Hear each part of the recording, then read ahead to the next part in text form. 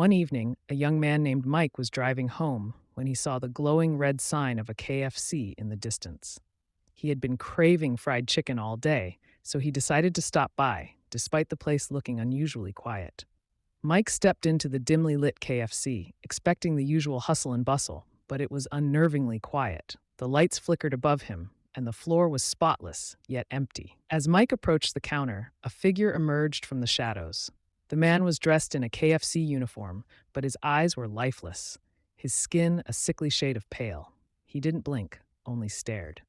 Mike orders his usual, a bucket of fried chicken, but the waiter hands him a strange-looking, charred bucket instead. The chicken inside looks burnt. Mike hesitated, but took the bucket of chicken, its smell unpleasantly burnt. Mike reluctantly takes a bite of the chicken. As he chews, he feels something scratchy and sharp in his mouth. He spits it out, revealing small, sharp bones. But it wasn't like anything he had tasted before. Suddenly, the walls of the KFC start to shake. The menu boards flicker, and a voice echoes through the room. "You shouldn't have eaten it." Mike stood frozen in complete darkness. The air was heavy, and faint whispers echoed around him.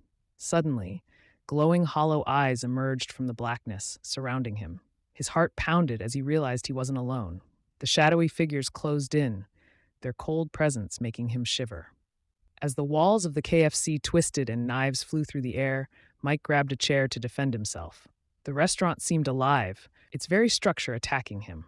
With gritted teeth and a racing heart, he dodged falling debris and swinging objects, trying to stay alive in the chaos. Amid the destruction, Mike spotted a glowing red crystal floating at the center of the room. Debris swirled around it as if drawn to its sinister energy. Crawling toward it, he realized this was the source of the evil. His fear turned to determination as he approached the crystal.